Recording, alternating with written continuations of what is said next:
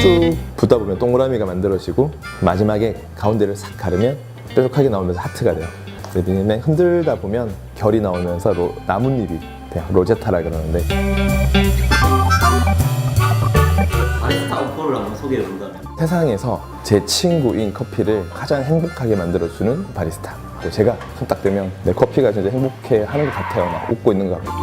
라떼는 잔이 심플하니까 그 위에 이렇게 그림을 그릴 수 있는 거죠. 그 사람에게 어울리는 그림, 그 사람이 좋아하는 걸로 그려주는 이런 역할의 액세서리처럼 사용된다라는. 이제 세계대회 디자인 팅커벨을 그린 건데 그 세계대회 기간 동안 이제 다이어트를 시켜가지고 좀 짧고 굵었던 거를 약간 몸매 보정만 딱 하고 색깔이 들어가 있잖아요. 먹을 수 있는 식용색 쓰고 어울릴 수 있는 색깔이 거의 없어요. 노란색, 이 연두색이 너무 잘 어울려요. 이게 진짜 예쁘죠? 어떻게 제일 추천하는지? 우연하게 대회에 한번 나가달라. 그게 이제 국가대표 선발전인지 모르고 참 운이 좋게도 대회 나갔고 3등을 했고 두 번째 해에 이제 0.5점 차이로 2등을 하고 또 2등, 또 3등, 2등 이렇게 해서 6년째 챔피언이 이제 됐는데 팅커벨이라는 디자인이 나오면서 이게 그리고 이제 그 디자인을 가지고 이제 세계 대회를 이제 나갔는데 꿈이 그거였죠. 대회 나가면 이렇게 노래하는 거. 저 개인적으로 생각하는 실수가 많았기 때문에 1등을 못할 거라 생각을 했었어요.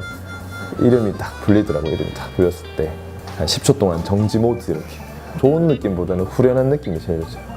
이거는 이제 작년 10월 이제 밀라노 라떼아트 챌린지 세계대회에서 이제 우승을 했던 건데요. 2년마다 이제 열리는 건데 유럽권 바리스타들이 가장 많이 나와요.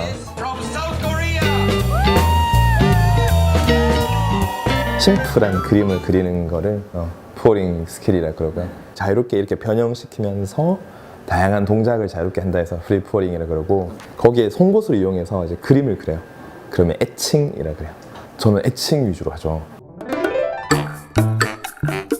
나뭇잎 디자인을 완벽하게 만들어야 돼요. 그리고 나서 얼굴을 대충 흰색을 띄워놓고 그 다음 스푼으로 거품을 떠서 얼굴 사이즈를 다 만든 다음 코와 입술의 형태를 한번 싹 따라가야 되는데 그게 참 어렵고 주름과 이제 눈썹과 눈알을 그려주면 이제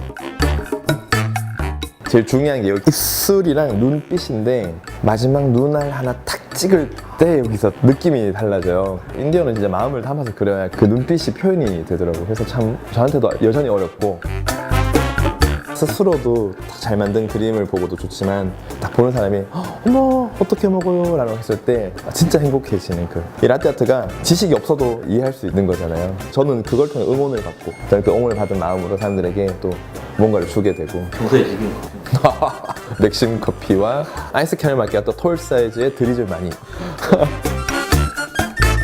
후배들뿐만 아니라 모두에게 항상 해주는 말이 그 1등하고도 기억이 안 남는 바리스타 되기보다 꼴찌를 하고도 기억이 남는 바리스타가 되라. 가장 자기다운 무언가를 해나가는 사람이 가장 기억에 남을 수 있는 것 같아요. 올해는 어떤 게 있나요? 저만의 그냥 노하우를 담은 그 도구들을 제작해서 세상에 이제 탁 선보이는 게 마무리예요. 그동안 6년, 7년 준비해왔던 그 책을 올해는 이제 마무리해서 내년 초에 출간할 수 있도록 이제 마무리하는 거고 내가 못하는 부분, 부족한 부분들을 내가 개선할 수 있도록 올해는 좀 그런 것들로 해보고 싶다는 생각이 들어요. 저희 이미지 한번 해볼 수 있어요? 그리면 하긴 하는데 해보고 첫 번째는 그냥 한번 얘를 약간 이제 라떼아트 형식으로 이제